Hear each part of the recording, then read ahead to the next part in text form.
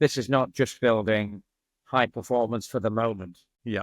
This is about building high performance in perpetuity. Yeah. This is about sustaining the ability to be high performing.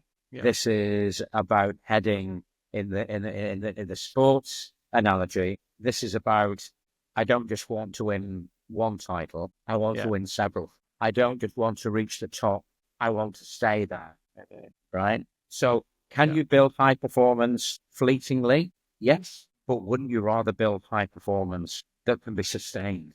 I think that's the goal. That's the ambition that we should have for us. Yeah, and I think it ties back to something, I coach and I work, when I work with my clients in private equity or otherwise, is that long-term value creation, right? So thinking about that long-term picture requires you to think about a high-performing team that stays with you throughout that long term. Now, people will come and go, that's natural. But as a leader, when you're thinking about this, I think to your point, those who succeed consistently over time are the ones who invest in the fabric, in that connective tissue, which is that third element. And the leadership team has to think that way, because that's what they're going to bring into the table. And so you could have someone listening saying, well, you know what, this year I just want to make budget. And to your point is, you could probably pull together a team that trusts themselves enough to make that happen this one time, and that's okay. But have you really created long-term enterprise value? Probably not. Yeah. Right? If anything, what might happen is that, and this goes back to what you're saying about athletes who want to win consecutively, maybe it's not the first year or the second year that the team has really tried, but you sort of say, you know what, you can see the momentum build. And often we hear that in sports teams, that the team is building. You can see the signs that they're starting to get on that curve, and voila, year 3, 4, 5, trophies, championships. Like, you kind of go, how did that happen? Well, it didn't happen in that year. It actually happened multiple years prior, right? And you could probably speak to specific teams that you've worked with where you've seen that evolution happen, where the investment was made many, many years ago, but specifically to your point about that connective tissue.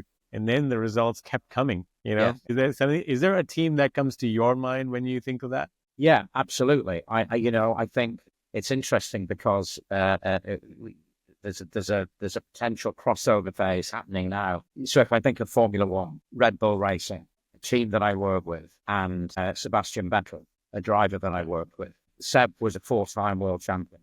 That didn't just happen.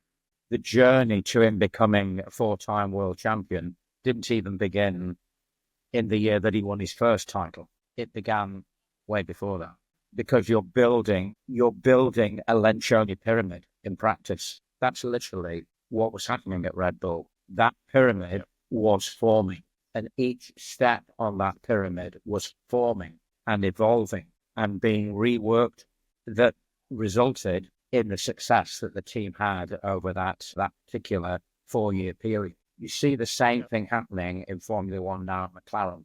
McLaren on a very, very similar journey to the one that I remember at Red Bull. Very, very similar journey. It's about getting the right people in place, but putting people in place doesn't create a team. It creates a group of people.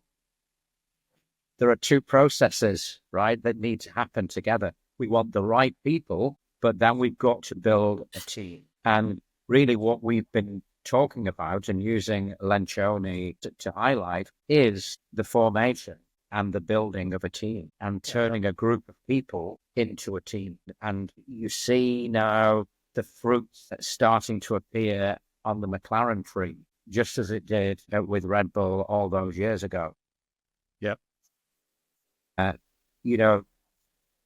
The points that McLaren had to go through, if I use them as the most recent example, they brought the people in, a journey that's still continuing, by the way. Great. They really started to invest in ways of operating to deepen awareness of this new group of people amongst themselves in order to develop trust. Yep. And it starts at the top and it cascades down. What they then needed to do, because the actual function of the team was not good. The setup, the structure is why McLaren had been struggling for a number of years. The second most successful team in Formula One history. but Yeah. really, really were struggling. And one of the reasons they were really struggling is they weren't having the right conversations. There were some difficult conversations that they needed to have to make key fundamental changes in order to give themselves the chance of being high performing. Yeah. And this is the second lesson that we get from Lensha. What trust allows you to do is it allows you to have difficult conversations. It allows you to deliberately invite conflict into the team. Why would you deliberately invite conflict? Why on earth would you do that? Because you've got to have honest conversations. And that means we're going to have different points of view. And we may disagree. And we may disagree violently.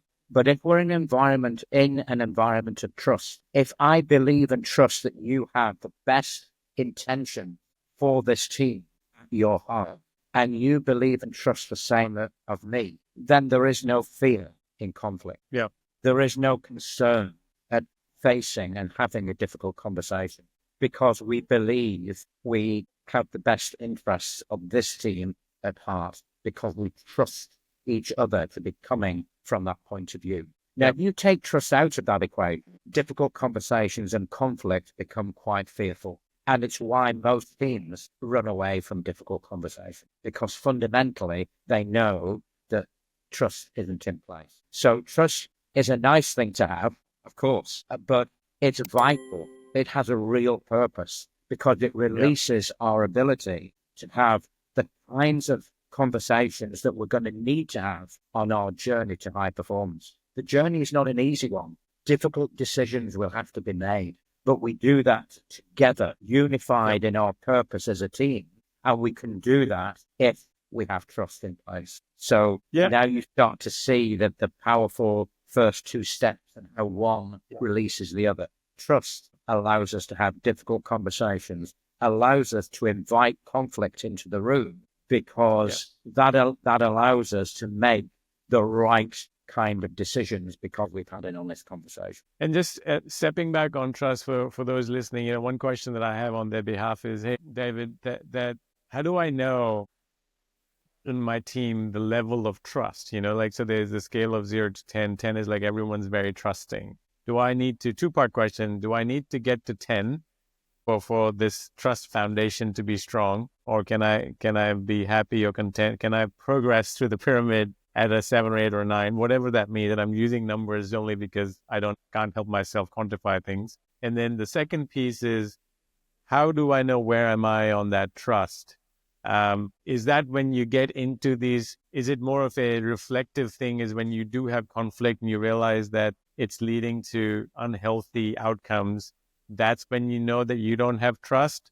Or is there a different way before you get into some sort of conflict that you will have confidence as a leader that, hey, look, you know what? I trust that my team and I can get into these sticky situations and work ourselves out. So two-part question. Yeah. So on the numbers, because I know you're a numbers man, you always like to come to the numbers. Why wouldn't you aim for as high a number as possible, right? Yeah. Is it likely to be a 10? Probably not, because we're human, so we're not perfect, right? So if I was putting a number on it, I would say, you know what, if we were at 8 or above and fluctuating from 8 upwards and back to 8 and up and back and up and back, I'd be super comfortable with that. Yeah. How do I know if there's trust in the team? Yeah.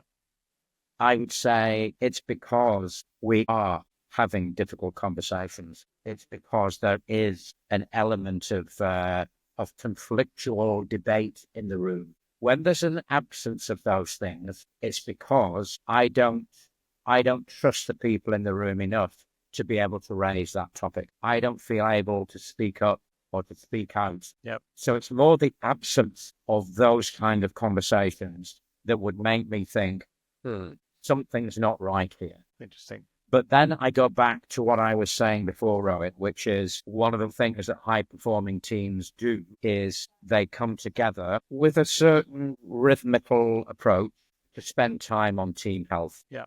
Because that's your checking point, right? That's with that rhythm, in place, not only are you making sure that you have this as a topic, but it's your moment before time elapses for too long. It's your moment to be able to raise as a team issues or concerns that may be getting in the way of trust. Yeah. It's interesting what I'm reflecting on is that, there are situations where conflict arises because you have an environment where there is high speed to action. So I think about in a medical world, right, where, if you're working in an emergency department, by definition, it is chaotic and, there's a lot at stake. And so there are high pressure situations where there's conflict, but that doesn't mean that, no, in that scenario, you better trust people around you, but that doesn't mean that there is trust. And then similarly, when I think about the world of finance, specifically whether you're an operator or an investor, disagreements happen because there are very vocal, egoic parties that may be around the table, which doesn't necessarily lead me to think that that's a sign of trust. If anything, I think from my experience, that is often eroded trust, that I'm not sure if you've got the best interests of the company here versus I hear your voice come through as something is in it for you. And so I think what you're saying is, absent those things in scenarios where there is healthy conflict, that's part A, just sort of saying, hey, look, first of all, healthy conflict means that you're pushing the boundaries, where you're actually getting up against your value system versus someone else's. So that's the only way to uncover, is there trust or not? And then second thing you're saying is that it's not about specific instances. The teams that are high-performing teams that make it to the top of the pyramid and stay at the top are the ones that proactively come back to evaluate this concept of trust and how they deal with conflict. So yes, there is ongoing, but there's also a post-mortem type work done reflecting on things. Is that the right way to? So it's two things that you just said that come together. I think that's absolutely right. I think that's a very nice description of what I'm describing. It's a constant and a desired work in progress, always. And one of the mechanisms that can very often be super helpful for teams to be able to do this comes from, we hear a lot of talk about culture. Like, what is the culture of the organization? What is the culture of the team? And I hear I go into a lot of organizations and I hear them using this language. And I sit there, I watch and I observe, and I think they have no clue what that actually means. It's a great word to use, right? And it's become one of the latest buzzwords. But what does it actually mean? Culture is the intersection between values. So that's the things that we believe as a team, that we want to stand for as a team, and norms. That's the behaviors that we want to display and hold ourselves accountable to as a team. Now, the norms part of your value makeup can be super powerful and helpful in what we're talking about in terms of high performance. Because if you can define for yourselves as a team, what are the behaviors that are indicative of trust, that are indicative of the kind of conversations that we want to have as a team as we think about our journey to high performance. If you can define those as part of your team norms, that gives you a template that you can then bring into your team health conversations and hold one another accountable to. We said we were going to live by these team norms. We said we were going to display these kind of behaviors because we believed they were enabling behaviors for us to build and maintain trust, for us to be able to have those challenging conversations that we know we're going to need to have. I don't think we're doing that at the moment. And I want to put that thought on the table. I don't see us doing this. Rohit, I don't see you doing this. What are we going to do about that as a team? Right? So it becomes one of those difficult conversations in and of itself, but it's a mechanism through which you can collectively joint accountability, which we'll come on to later with Lencioni. It allows you to have that joint accountability. How are we going to hold ourselves and each other to the standards that we want to set? Because we know those are the behaviors that are going to build and maintain trust, allow us to have difficult conversations, allow us to be unfearful of conflict, and catapult us on our journey to high performance. Yeah, that makes a lot of sense. I think the thing that you said, which resonates with me, I mean, all of it does, but the one thing that stands out is the point around values. Because I think there are a lot of companies and people and leaders who have written values and spoken values, but I think there is a difference between those and what you're describing, which is practiced values. Yes. And I think that's what comes to mind, which is just like culture. The other thing that another buzzword that goes around is our values, and you kind of sit there and go, I've been in meetings in different formats of my life where I'm like, we talk about them, but I never see them being practiced. And so I think I want to double click on that for a second. Is that I think what you're describing is a culture as a output with practiced values and norms, so that otherwise it actually creates conflict because there is misalignment in what those values really are. Yes. And then you've got the top of the people in the top of the pyramid, not Lanciani, the organizational stack, the leaders of the organization not exhibiting certain values that they're expecting others to demonstrate. Yeah. And it creates this. So there is a false sense of conflict in that regard. So I think what you're saying is that, hey, look, conflict, just because you've got to be coming at it from an aligned perspective. Otherwise, it's genuinely a conflict that we should resolve. Right. And I think that goes like, you're no longer at the pyramid. You've fallen below the trust barrier. You're way out. You've not even made it onto the chart at all, right? Yeah, I think a bad situation is for an organization or for a team not to have any values at all. Yep. A worse situation is for an organization or team to have a set of values, but that they don't live by. That's much worse, right? Yes. So the obvious though it may sound, but I'm going to say it anyway, because so many organizations I see out there don't do this, is you've got to keep your value. You don't want 10 values. You want 3 or maybe 4. Yeah. Right. Yeah. I can't keep myself true to 10 values. I know I can't. So why organizations think that however many people they've got working for them can live by 10 values, I don't know. Yeah. Keep your values short, keep them simple, and make sure you've got a common understanding, common definition of what those values are. Yeah. But even all of that is only a starting point, Rohit, right? Because then they become an espoused value. For that to translate into a value in action, you've got to keep one another honest about them. You've got to be able to challenge behaviors that fall outside of those values. And you can do that most powerfully when trust exists. That's why it's such a fundamental concept. It's such a fundamental behavior to have, because it allows so much else to happen as a result. And it's in the so much else that high performance emerges. No, I love it. And I think you're starting to get into this point, and you mentioned accountability, but with this conflict and ability to have conflict, and then through that, I can imagine that people are able to then have alignment, right? They can say, okay, now that we're able to have this conflict, the output of that, so there's trust, there's ability to have, difficult conversations and manage conflict.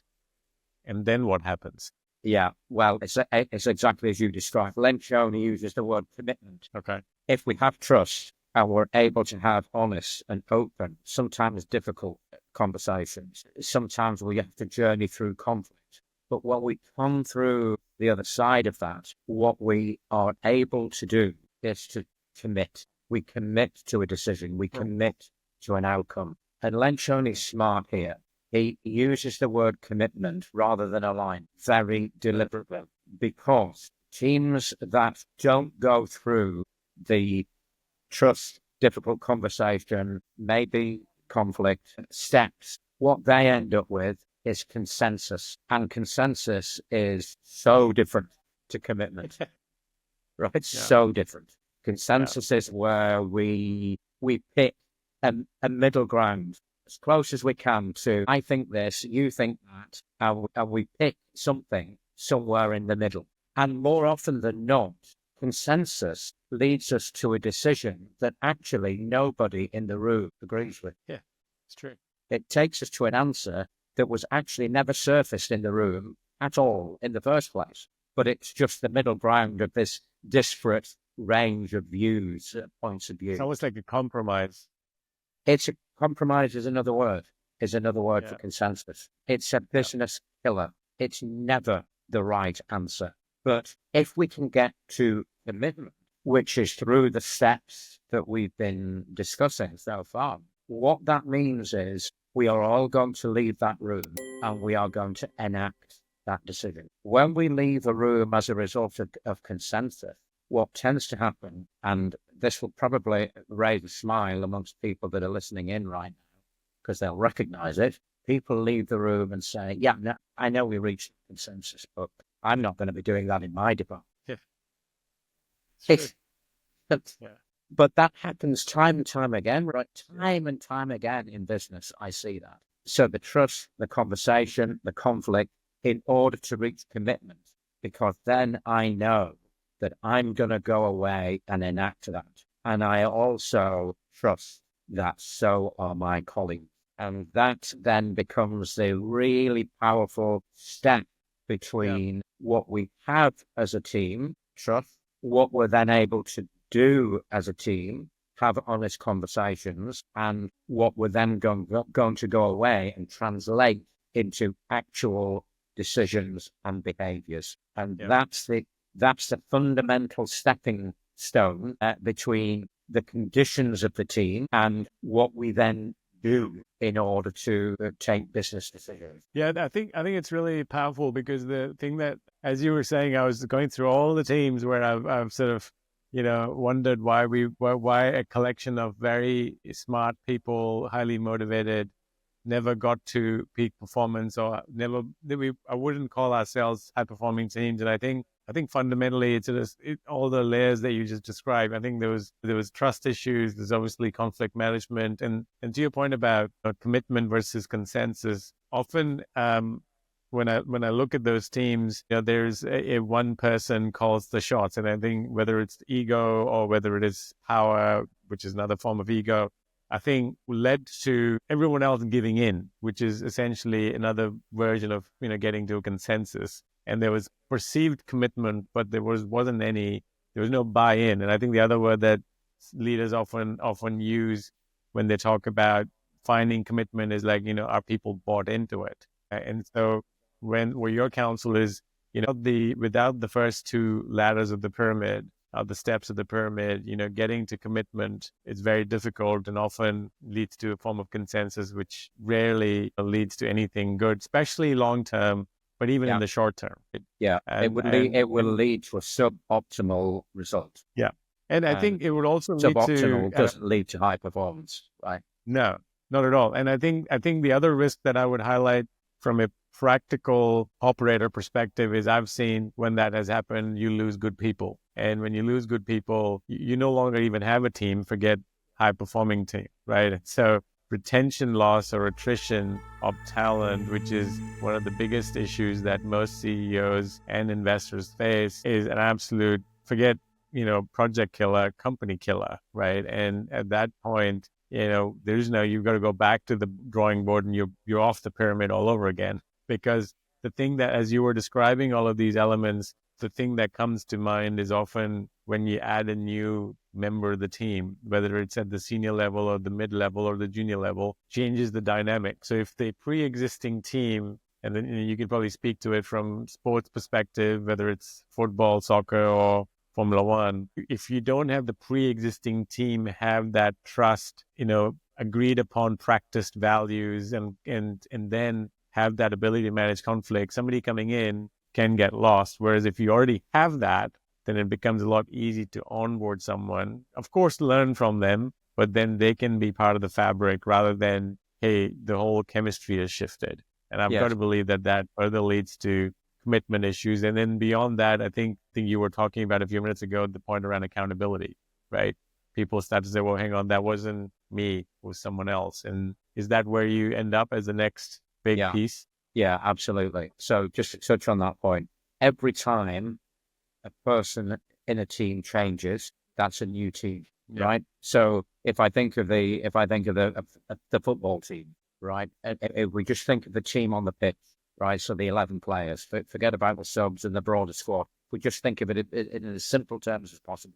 If a football team is 11 people, well, one of those people leaves and a new person comes in. That's only 1 out of 11, but that's now a new team. Yeah. So it's not just that the dynamics change, the fundamental changes. That's a new team. So the work that you've done before, you now need to double down on because you have a rogue element, as it were, that's coming to the team. So that needs work. These things don't just happen. And that's why, going way back in our conversation, I was talking about building for sustainability, the sustainability of high performance rather than just transient high performance.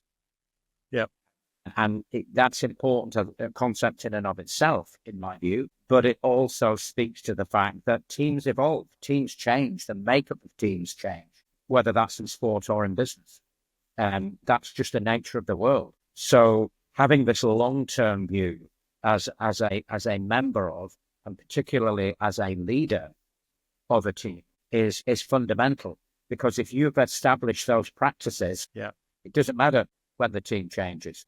That's not a threat to your high performance anymore, because you have these fundamentals and this rhythmical approach to looking after and nurturing those fundamentals, that the transient nature of teams is no longer a threat to you. I'd add one more thing to that, which is I think it makes it a lot easier to identify the new talent that you're about to or need to bring in, because of the fact that now you've already got the foundation. It's like, what else can I add, to your point, to make a new team that is even more high performing or higher performing to reach that outcome. So it brings more clarity because you already have clarity to begin with. And then now you're very crystal clear that what am I missing in this equation that will fundamentally change the game? Is that something you've seen happen in your, whether it's business or sports as well? Yeah, absolutely. Absolutely. And, I think it does two things. I think it does exactly what you've just described, but it also helps with something that you mentioned before, which is about the retention of what you consider to be your top talent. Yeah. That is a much easier thing to do if that top talent is existing in a team that is nurturing itself in this high performance way, right? Yeah. You can retain top talent better. You can attract top talent better. You can develop your talent better. So this is why I always come back to the phrase, this is not just it's not a nice to have, right? That as a leader, spending time on this has huge positive payback for you, not just in terms of performance, where Lencioni would take us to the top of the pyramid results, but in that other sphere that occupies so much time in a leader's mind, which is, how the hell do I retain my top talent? How the hell do I develop talent? How the hell do I attract talent? It starts out of itself if you're nurturing the right kind of things. Here's the important point. They are the enactors of those decisions. You need those people as an organization. One of my key phrases on leadership is, it's hard to lead if nobody is following. How you translate that decision into your organization is fundamental in terms of whether you are getting followership. You can make the greatest decisions in the world, but if they're not being enacted. Subscribe to the People Quotient channel, where leadership meets action. Powerful conversations with practical insights that you can use right now. See you in the next episode.